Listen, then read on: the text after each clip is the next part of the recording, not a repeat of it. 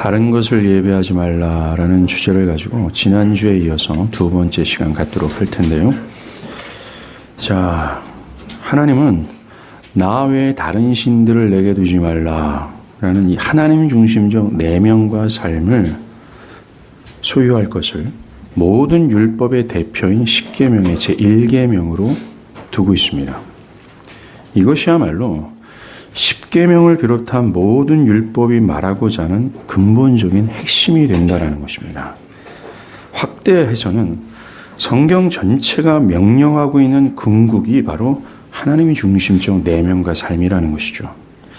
하나님 외에 다른 것을 두지 않는 것, 하나님만을 향하는 것, 오직 하나님의 뜻이 최고의 권위를 가져서 나의 견해와 나의 주장 모두가 왁스처럼 그 앞에서 녹아지는 것입니다. 그리고 나의 내면과 삶이 그분의 뜻을 수용하여서 기꺼이 복종하고 그분의 뜻에 따라 움직여지는 거예요. 이것이 인간이 잃어버렸던 원래 상태로 돌아가기 위해서 무엇이 필요한지에 대해서 말해주는 것입니다. 현재 파멸과 저주에서 첫 아담이 하나님과 함께 누렸던 완전한 기쁨과 안식으로 돌아가는 길이 무엇인지를 말씀하고 있는 거예요.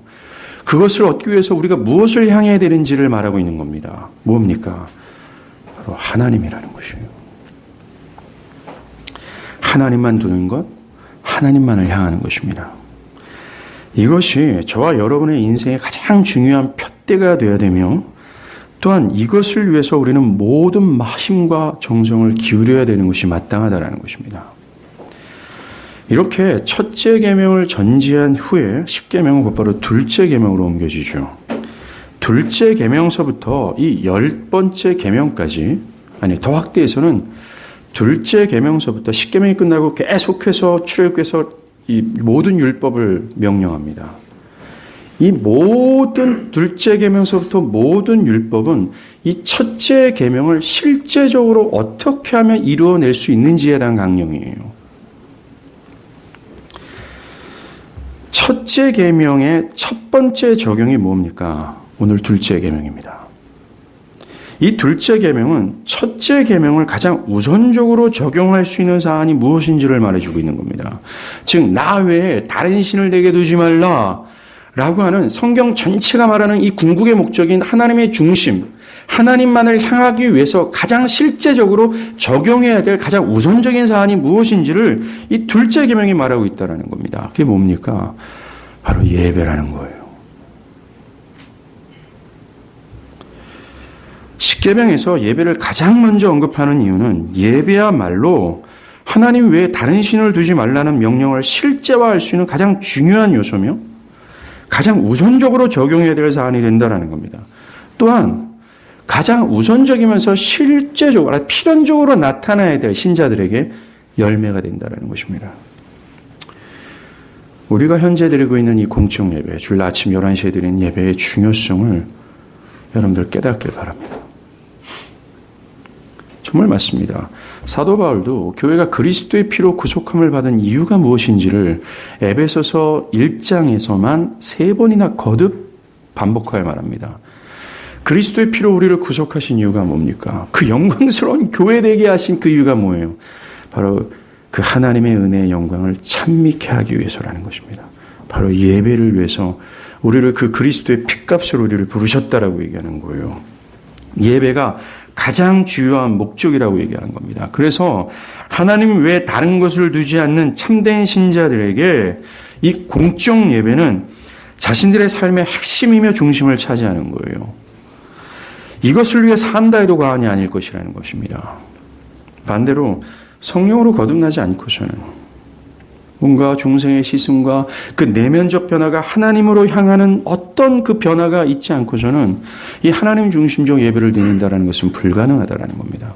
거듭나지 않는 영혼들에게 예배는 별로 그렇게 소중한 것이 될 수 없어요.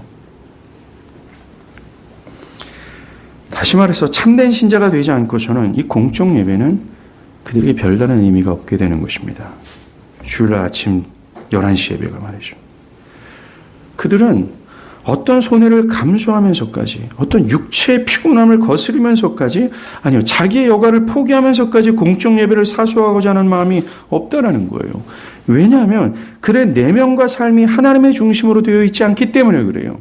하나님 중심적 내면과 삶은, 그렇게 변화된 삶은 이 공적 예배가 그들의 삶의 가장 중심적인 요소가 될 수밖에 없음을 이 둘째 계명은 보여주고 있는 것입니다. 변화되지 않는 사람들에게 공적 예배는 그저 메말라버린 의무처럼 느껴질 수밖에 없어요. 그저 의식이고 형식일 뿐입니다. 자기에는 아무런 의미가 없는 것입니다. 때로는 자신의 삶이 굉장히 무거운 짐처럼 느껴지는 것이 공적 예배가 될 겁니다. 가기 싫은데 목사의 얼굴이 떠오르고 리더들의 전화를 받을 것이 괴로워지는 것이 될 수밖에 없다는 것입니다. 그러나 하나님 중심으로 변화된 그리스도인들에게 예배는 가장 소중한 것이 돼요. 우리 성경을 한번 찾아봅니다. 시편 42편 4절입니다. 시편 42편 4절이에요.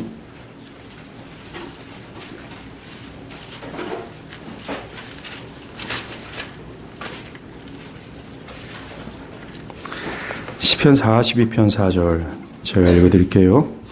내가 전에 성의를 지키는 무리와 동행하여 기쁨과 감사의 소리를 내며 그들을 하나님의 집으로 인도하였더니 이제 이 일을 기억하고 내 마음이 상하는도다. 시편 기자는 지금 과거에 하나님의 사람들과 이 공적 예배를 드리는 것을 추억하고 있어요. 이 일을 기억하며 라고 말입니다. 그 공적 예배를 회상하면서 그는 마음이 아프고 슬프다라고 얘기합니다. 그것을 그리하면서 내 마음이 상하는도다라고 얘기해요. 왜 그렇습니까? 현재 그는 이 하나님의 사람들과 공적 예배를 드릴 수 없는 환경 가운데 있어요. 그럼 바벨론 포로에 잡혀가 있는 것입니다. 내가 자유롭게 하나님 앞에 나올 수 없는 그런 환경 가운데 있는 거예요.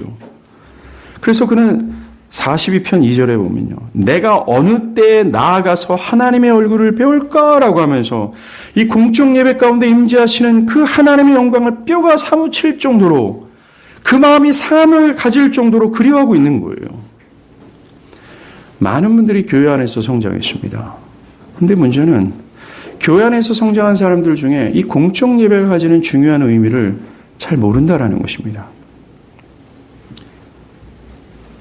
이것이 그저 하찮은 일입니까? 이것이 그저 인간적인 일입니까?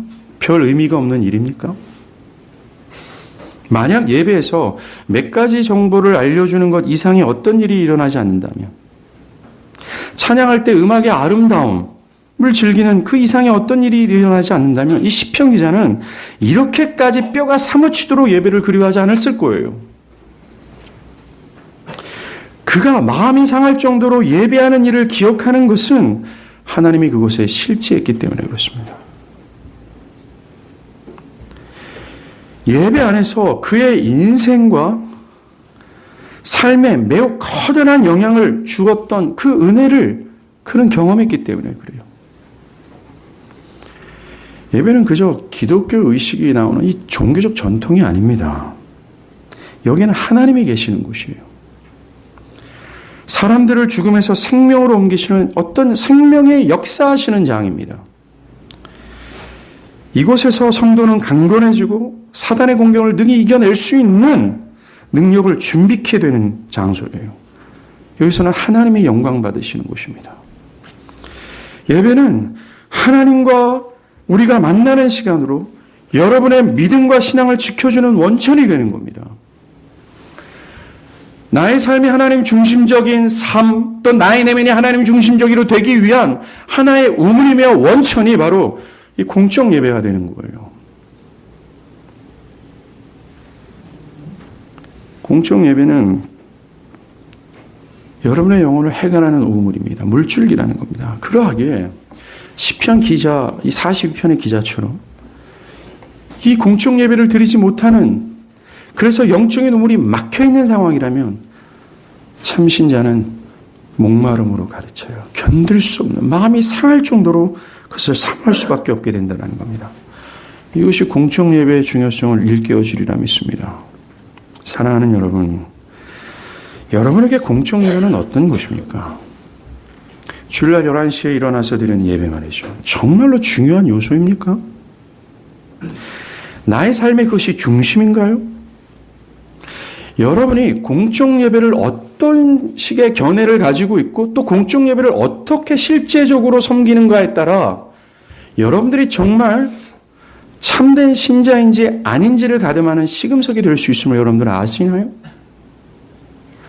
우리는 십계명의 이 구조를 통해서도 능히 이것을 깨달을 수 있습니다. 첫 번째, 하나님은 나 외에 다른 신을 섬기지 말라라고 하는 율법 전체의 강령의 핵심을 말씀했어요. 하나님 중심이 되어야 돼. 하나님이 되어야 돼. 이것이 파멸에서 구원을 받을 수 있는 길이야 라고 말씀하셨어요. 그리고 이것이 실제적으로 된 자들의 첫 번째요. 가장 필연적인 열매가 예배라고 말씀하셨고 또 이것을 실현하기 위한 가장 우선적으로 적용이 될 요소가 예배라고 말씀하셨어요. 예배는 우리의 영혼의 젖줄입니다. 아기가 어미의 젖을 먹지 못할 때 굶어 죽고 결핍을 당할 수밖에 없는 것처럼 예배는 그런 것이라는 것이죠. 둘째 계명의 핵심은 예배의 대상이 하나님만 돼야 된다라는 것이 핵심입니다. 우리가 지난 시간 오직 하나님만 예배하는 데 있어서 가장 경계해야 될 사안이 무엇이라고 들었습니까? 인간 중심적 예배예요. 인간을 예배하는 것입니다. 하나님을 기쁘시게 하는 것이 아니라 인간을 기쁘게 하려는 예배죠. 그것을 강조하기 위해서 둘째 계명 첫 번째 항목에 주님 뭐라고 기록하고 있습니다. 너를 위하여 우상을 만들지 말며.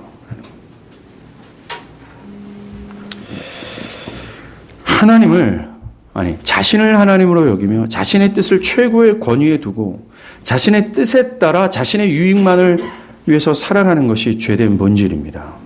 이 죄 본질이 만들어낸 것이 바로 인간 중심적 예배예요. 이런 죄의 상태에 있는 사람들에게 인간 중심적 예배는 매우 합당하고 당연하게 느껴지는 사안이 됩니다. 한번 보세요. 이들은 주일에 하나님을 예배하러 오면서 하나님을 기쁘게 해드리고자 하는 어떤 마음보다는 또 어떻게든지 하나님을 향하고 하나님만을 영화롭게 하고자 하는 이 분투하는 마음이 없이 모두가 자기 자신에게 집중되어 있어요.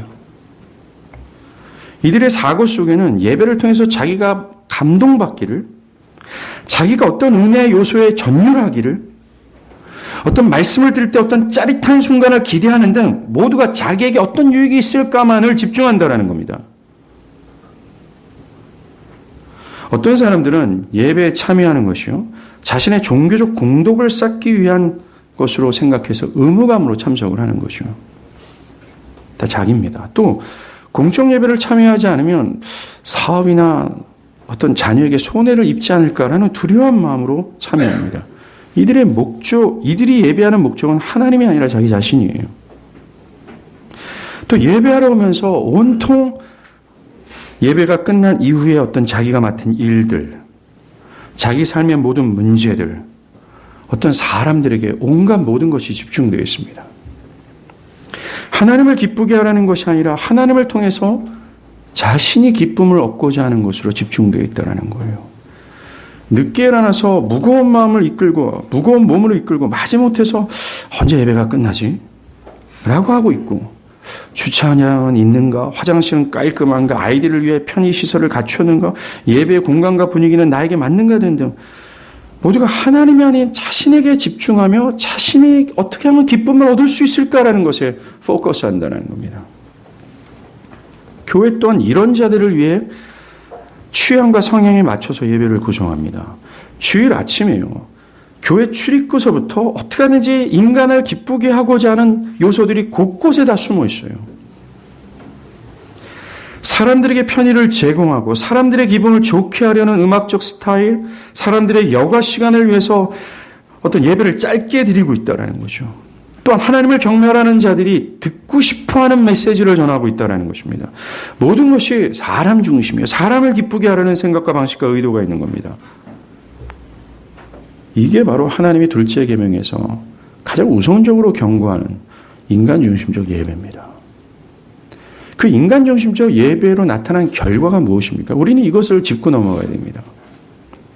오늘날 교회 안에 있는 사람들 대부분의 신앙적 형태가요, 성경이 아닌 자신의 직감이나 견해로 이루어진 것이 되어졌습니다. 신앙은 이런 것인 거야. 구원은 이런 거고 믿는 건 이런 거야. 하나님 이런 분일 거야.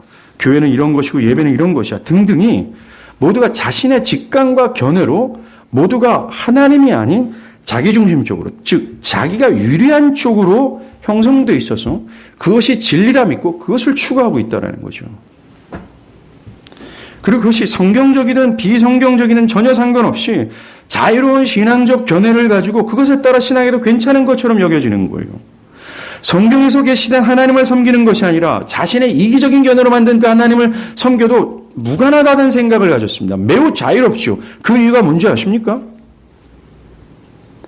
예배 타락이 있어요. 즉 하나님 중심적 예배가 아니라 인간 중심적 예배라는 것입니다. 왜냐하면 사람은 그가 예배하는 대상이 그의 중심을 차지하게 되어 있어요. 그가 누구를 예배하느냐에 따라 그의 중심이 결정된다는 것입니다.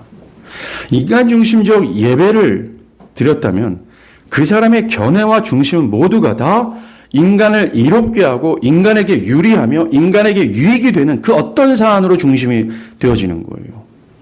이런 인간적 중심의 타락은 그 결과는 인간 중심적 견해와 그것으로 말미암아 인간 중심적 삶을 만들어내게 된 거예요.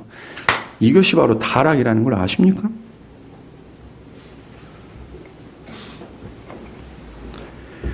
여러분의 견해와 삶이 하나님 중심으로 되려면 여러분들 이것이 우리 인생의 가장 중요한 푯대요. 이것이 우리의 영원한 생명을 가늠하는 중요한 요소라는 사실을 우리가 이미 들었습니다. 이 하나님 중심으로 되려면 이것에 가장 시급하게 움직여야 될 사안이 무엇인 줄 아십니까? 바로 하나님 중심적 예배로의 개혁이에요. 만약 여러분이 드리고 있는 이 공적 예배가 하나님 중심적으로 이 예배가 개혁되지 않는다면 그뿐만이 아니죠. 예배에 대한 여러분의 견해와 그 예배를 섬기는 여러분들의 자세, 근본적인 마음이 개혁되지 않는다면 여러분들에게는 어떤 은혜나 변화는 기대될 수 없습니다. 기독교가 말하는 변화 있죠. 그것은 불가능하다는 것입니다. 여러분에게 하나님 중심적 내면과 삶은 불가능하다는 거예요. 첫 번째 계명의 실현은 안 된다는 겁니다. 사랑하는 이 첫 번째 계명을 실현하여 하나님 중심적 예배의 삶을 살아드리는 것, 이 공적 예배가 그렇게 드려지는 것, 이것은 별로 그렇게 중요한 사안이 아니다라고 취급할 게 아니에요. 이것은 우리가 봤던 본문 중에서도 하나님의 형벌을 받는 충분한 요소가 됩니다. 오늘 본문에서도 하나님만을 예배하지 않을 경우 하나님의 질투가 불일 듯 일어난다라고 경고하지 않습니까? 우리는 말이래 우리가 누구를 예배했다라는 것을 통해서 심판을 받게 될 거라는 걸 좀 기억하십시오. 그렇다면 하나님 중심적 예배를 드리기 위한 이 방향성이 제시가 되어야 돼요. 하나님을 예배하기 위해서 무엇이 필요한가라는 것입니다. 우리에게 주어진 본문은 그것을 자세하게 말씀하지는 않지만 충분히 이것을 유추할 수 있습니다. 먼저는 제1계명으로의 변화된 심령이 있어야 돼요. 나 외에 다른 신을 내게 두지 말라라는 이 명령은 그저 이 이교 우상의 형상화된 것에 입맞추거나 그것을 숭배하는 것을 겨냥하지 않습니다. 이 명령은 자신을 하나님으로 여기는 이 죄의 본질을 겨냥하고 있어요. 뭡니까? 그러한 자기중심적 상태에서 하나님 중심으로의 변화를 요구하는 거예요. 마음의 변화를 요구하는 겁니다. 자기중심적이었던 자신의 견해와 삶이 있잖아요. 그리고 삶의 모든 방향성이 나 아닙니까? 이 모두가 부인당하고 하나님의 뜻을 기꺼이 수용하여 그 뜻에 따라 살아가길 기뻐하는 마음으로의 변화예요. 그리고 그 뜻에 복종하는 것이 내 인생에서 가장 달콤한 요소가 되어질 정도의 마음의 변화를 이 명령은 요구하고 있는 겁니다. 여러분들 기독교의 모든 강령들 있죠. 모든 명령들은 단순히 행위만을 요구하는 것이 아닙니다. 그렇게 그냥 하면 돼. 그냥 억지로 그렇게 하면 복락이 있어. 라는 것이 기독교의 강령이 아니에요. 기독교의 강령은 마땅히 그것이 따를 만하고 또한 그것이 다른 것이 기쁨이 되어진 이 변화된 마음에서 낳는 행동을 요구하는 겁니다. 우선이 마음의 변화예요. 그것이 합당하다.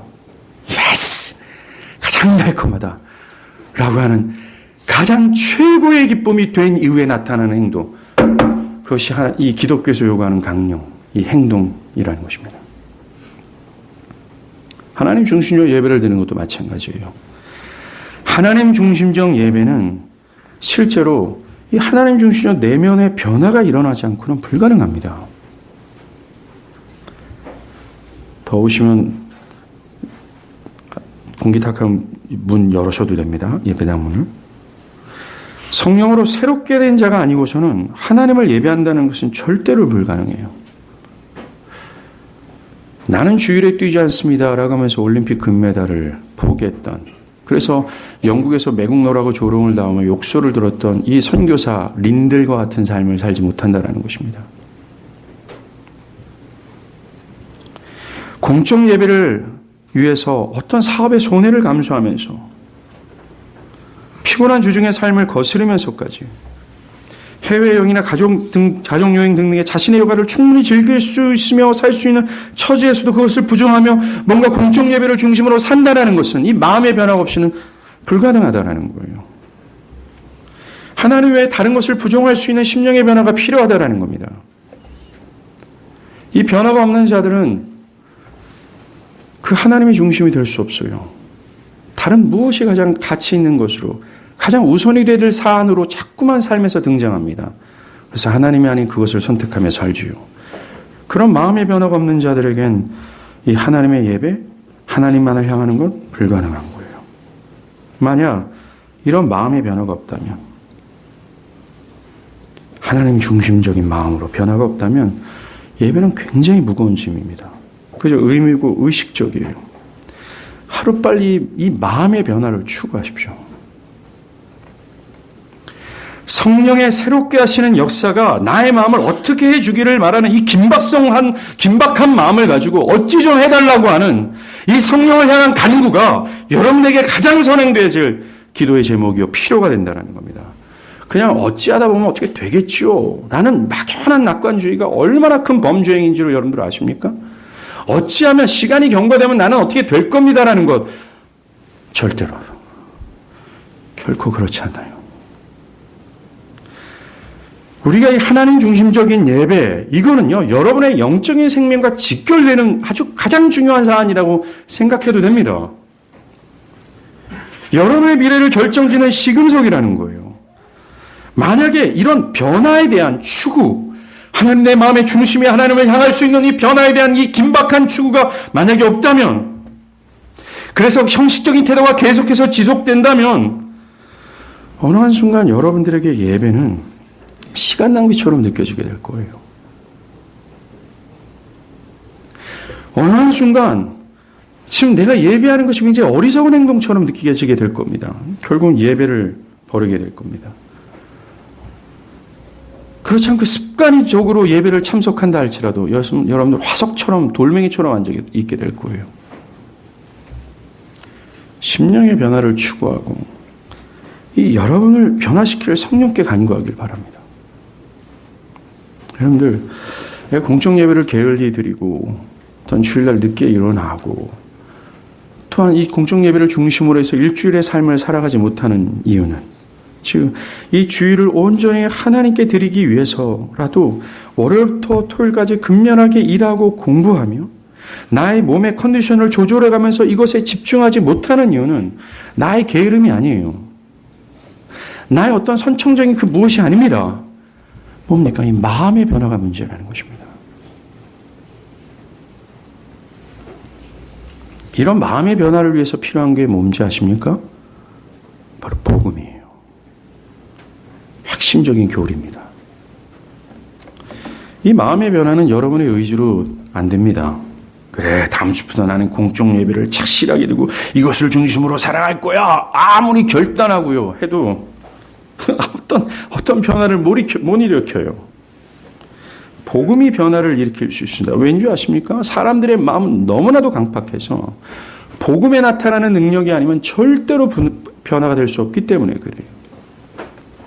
바울은 고린도전서 1장 18절에 십자가의 도가 멸망하는 자들에게는 밀어나는 것이요 구원을 받는 우리에게는 하나님의 능력이다라고 얘기해요. 정말로 복음은 능력입니다.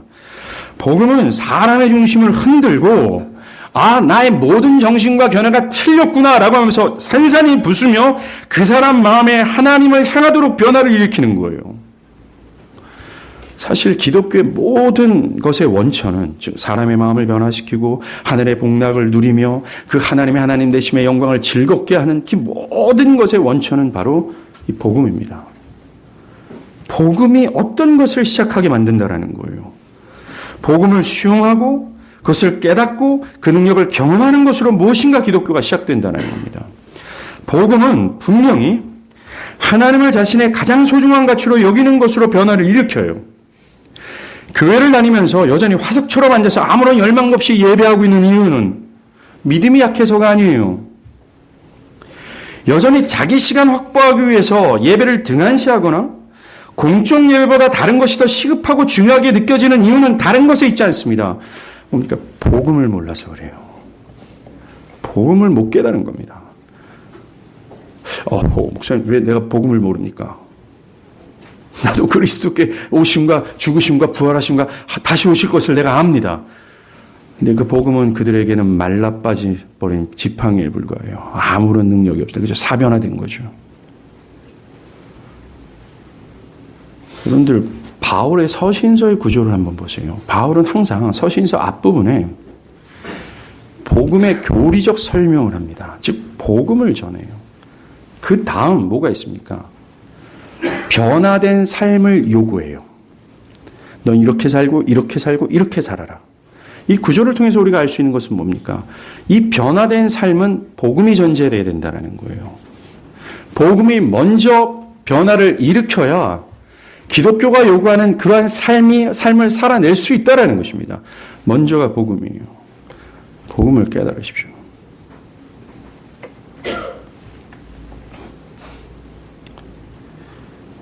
이처럼 하나님 중심적인 예배를 하기 위해서 가장 우선적으로 필요한 것이 이 복음으로 이 첫 번째 율법으로 첫 번째 계명으로 변화되는 심령이 필요하다는 것입니다. 두 번째로 하나님 중심적인 예배를 드리기 위해서는 그리스도를 중보자로 한 예배가 되어야 돼요. 이교 신앙들은요, 하늘과 땅을 잇는 접촉점을 이 물리적인 형상으로 봤습니다. 우상이 형상화된 거죠. 그래서 여러 동물의 형상이나 금신상이라는 이 접촉점을 통해서 사람들이 신들과 관계하고 신들께 나아갈 수 있다고 여긴 것입니다. 그러나 기독교 신앙은 오직 예수 그리스도만이 접촉점이에요. 그분이 유일한 중보자가 된다는 것입니다. 그리스도께서도 나로 말미암지 않고는 아버지께로 나올 수가 없다라고 말씀하셨어요.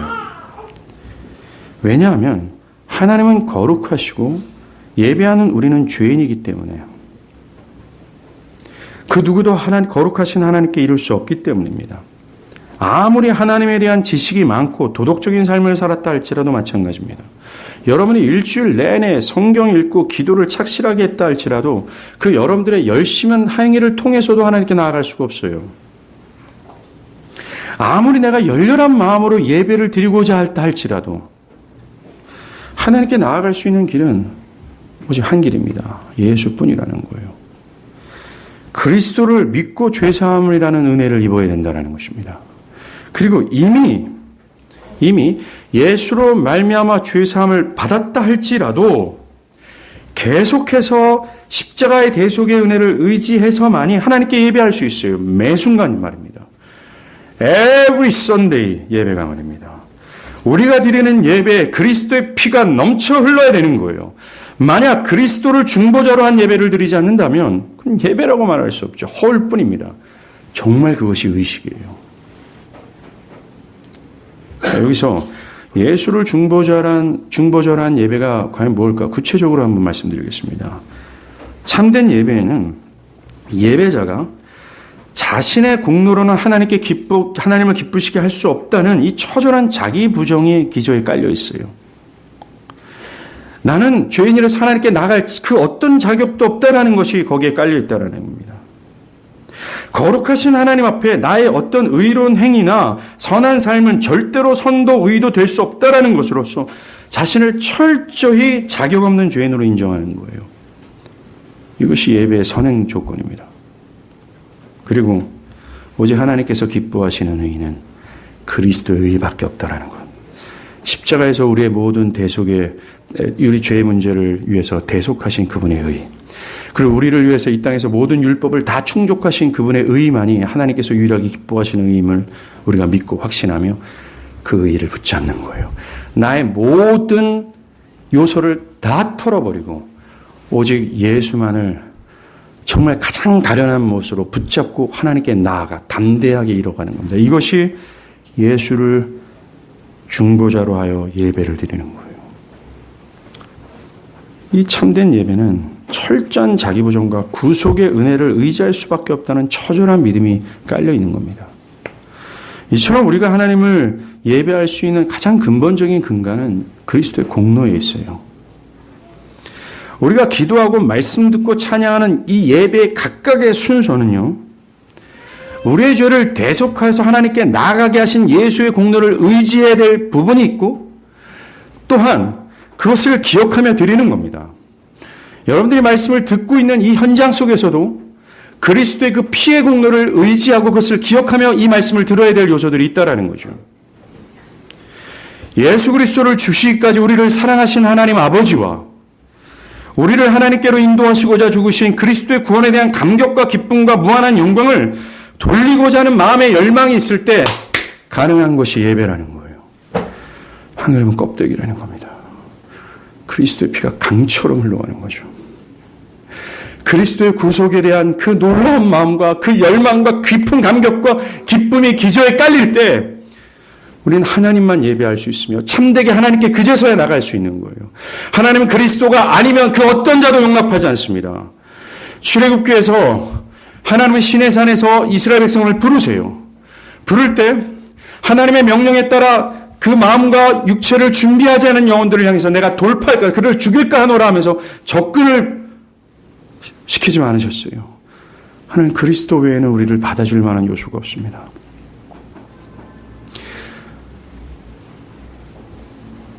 그러하기에 그리스도가 자신의 구원자가 되지 않는 자라면, 그 구원의 은혜에 전율하고 그것에 대한 깊은 감사가 없는 사람이라면 절대로 예배할 수 없어요. 여러분, 십계명은 사실 복음입니다. 하나의 율법 강령이 아니에요. 우리가 하나님을 예배하기 위해서 가장 필요한 요소가 있다면 그리스도의 구속을 의지하는 겁니다. 이렇게 첫째 계명으로의 마음의 변화와 그리스도를 철저히 의지하는 믿음으로 드리는 예배가 될 때 그것이 하나님 중심으로 예배가 되는 거예요. 자, 마지막으로 이 두 가지 사안을 전제로 하고 실제적인 예배의 지침을 말씀드리겠습니다. 여러분들, 우리는 전인격이에요. 즉 우리 내면과 우리의 육체가 하나라는 것입니다. 지금 이 두 가지 사안, 마음의 돌이킴과 그리스도를 중보자라고 하는 이런 어떤 예배적 정신은 우리의 내면에 속해요. 우리의 내면만 그렇게 하면 된다라고 주님 말씀하시는 것이 아닙니다. 기독교는 전 인격을 향한 강령이에요. 즉 우리의 내면도 그렇게 준비되어야 되며 우리의 육체와 행위 또한 그렇게 준비되어야 된다는 겁니다. 우리의 겉모습의 실제적인 준비 사항을 말씀드리겠고요. 이걸 기록하면서 염두하시길 바랍니다. 첫 번째, 하나님 중심적 예배를 이렇게 준비하라는 거예요. 먼저는 삶으로 예배를 준비하십시오. 우리 삶이 예배가 되어야 된다라는 말이 있습니다. 그 말은 결코 틀리지 않습니다. 삶이 예배가 된다라는 것은 삶이 하나님 중심적 삶을 살아낸다는 거예요. 무엇을 하든지 내 뜻이 아니라 하나님의 뜻에 따라 하는 것이죠. 일주일간의 삶이 기도와 말씀으로 생생하게 하나님과의 교제하는 그런 은혜의 시간으로 돼야 된다는 겁니다. 그러나 삶이 예배가 되어야 된다는 것이요. 삶의 예배가 공적 예배를 대신할 수 있다라고 말하는 것이 아닙니다. 이 말이 유행하면서 사람들의 인식 속에는 그래, 공적으로 드리는 예배는 다 의식이야, 행사일 뿐이야, 삶의 예배가 중요해라고 얘기합니다. No, 아니에요. 공적 예배를 위해서 삶의 예배가 되어야 된다는 것입니다.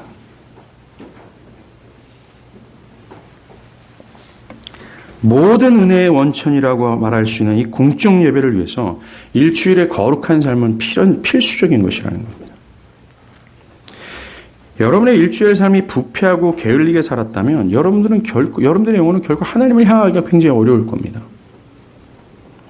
여러분들은 이미 마귀의 밥이 되어서 여러분들의 영적 시야는 하나님이 아닌 여러분들의 지금 모든 죄악과 부패한 삶으로 온통 혼돈의 상태에 빠지게 될 거예요. 아마도 이 공적 예배는 여러분들의 삶을 그대로 반영하는 요소다라고 말할 수도 있습니다. 여러분들이 정말로 하나님 중심적 예배를 드리고 싶다면 먼저 최소한 토요일 저녁부터 준비하십시오. 토요일 저녁 일찍 잠자리에 드십시오. 늦게 잠자리에 든다면 이 공적 예배 시간에 여러분들은 몽롱한 정신 속에서 무언가를 드리는지도 모른 채 그냥 시간을 허비하게 될 겁니다. 하나님의 말씀 들리지 않을 것이며 여러분들이 온 마음과 뜻을 다해서 온 몸에 진액을 뿌리며 하나님께 예배하지 못하게 될 거예요. 그 예배는 지루하게 될 거고 여러분들을 괴롭히는 요소가 되게 뻔합니다. 그리고 토요일 저녁에는 여러 오락과 세상의 문화를 삼가하는 것이 합당합니다. 모든 부분에 있어서 절제가 있어야 돼요. 공부하는 것, 오락을 하는 것, 사람을 만나는 것. 하나님은 이스라엘 백성들에게 예배하러 올 때 준비하라고 먼저 말씀하셨어요. 최소한 토요일 저녁부터 준비되어야 됩니다. 두 번째, 마음으로 예배를 준비하십시오. 히브리서 기자는요, 10장 19절에 참 마음과 온전한 마음으로 하나님께 나아가자 이렇게 말해요. 참 마음은 뭡니까? 즉 준비되고 진실한 마음으로 하나님께 예배하자라는 것입니다. 마음의 준비가 없으면 그 예배는 매우 형식적인 것이 될 수밖에 없어요. 여러분의 마음과 중심이 하나님을 향하도록 준비해야 되는 겁니다. 우리는 주변에 굉장히 쉽게 영향을 받을 수밖에 없어요. 굉장히 연약합니다. 일주일 동안 죄악된 생각에 영향을 받고 심지어 예배할 때 옆 사람에 있는 사람들 때문에 영향을 받아요. 집중하지 못한다는 것입니다. 우리가 마음으로 내가 누구를 예배하러 왔는지 또한 예배 받으시는 분이 어떠한 분인지에 대한 준비가 없다면 하나님 집중하기란 불가능하다는 거예요. 하나님에 대한 어떤 바른 의식이 살아나고 하나님에 대한 어떤 이 성경적 지식이 내 안에 살아 역사할 때 그렇게 마음이 준비될 때만이 예배의 첫걸음은 시작되는 겁니다. 하나님을 인식하며 예배할 수 있도록 미리 기도로 준비하십시오. 이 마음으로 준비하는 것에 가장 우선이 기도입니다. 기도를 하면서 여러분들의 영혼을 좀 살피세요. 그리고 일주일 동안 이 죄책감으로 해서 하나님께 못 나가는 일이 없도록 궁일하신 하나님의 은혜를 묵상하며 내가 예배하는 자는 믿음으로 나아갈 때 능히 우리를 기쁘게 받아주신 분이라는 사실을 상기하고 회개할 것은 회개하고 은혜를 구하십시오. 실제적으로 예배 최소한 15분 전부터 앉아 조용히 기도하십시오. 아마도 여러분들의 예배의 성공 여부는 15분 전에 달려있게 될 겁니다. 저는 최소한이라는 걸 말씀드리고 싶어요.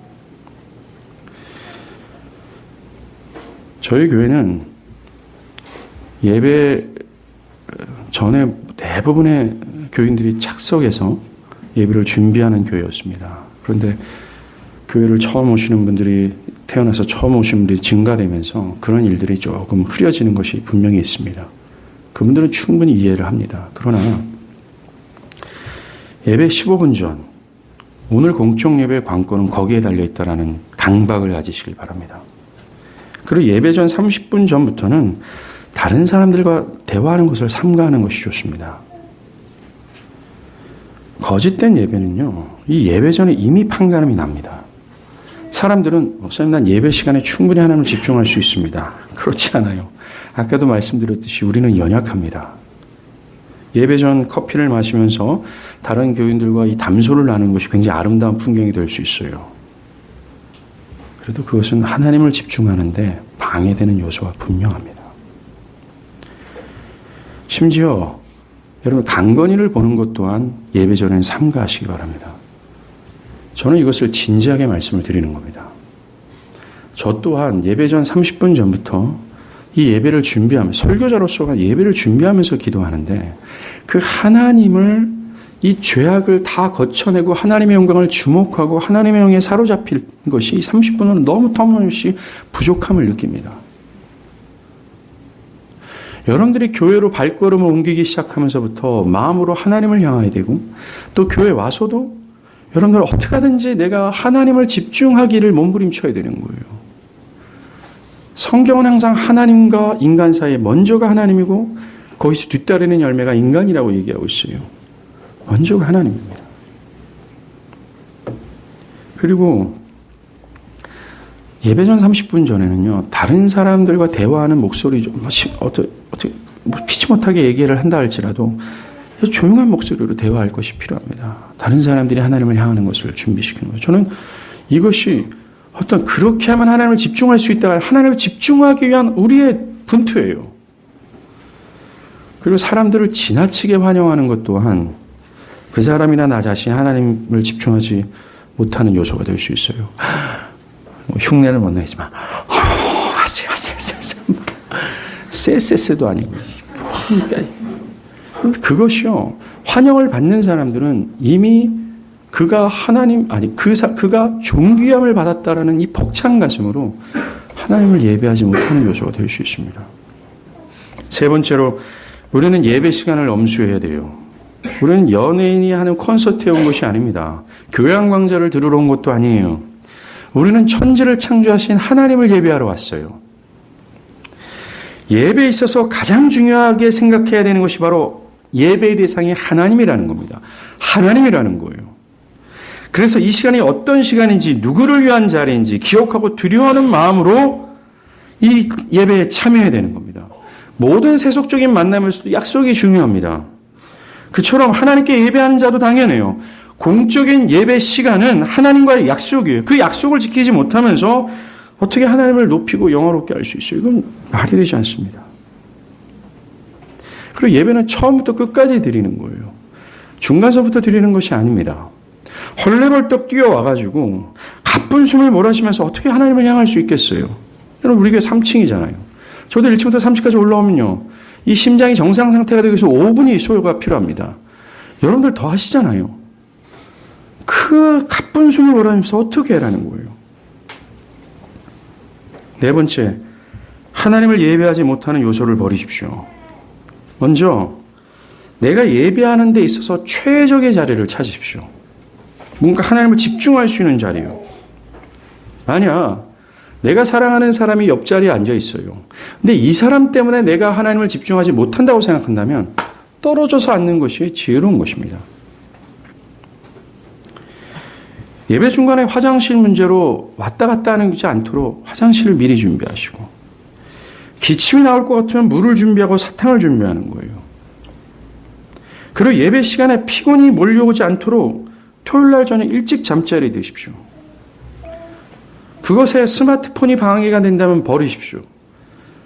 여러분들의 컴퓨터 게임이나 다른 어떤 요소가 방해가 되면 그것 또한 버리십시오.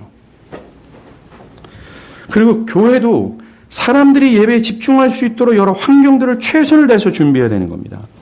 예배하는 데 있어서 어떤 방해 요소가 되지 않도록 말이죠. 우리가 부흥과 부흥주의 책을 읽지 않았습니까? 부흥시기 때 교회는 어떻게 했어요? 교회 앞에 마차가 지나가지 못하도록, 그런 소음이 일어나지 않도록 쇠사슬로 길을 막았다라고 얘기했잖아요.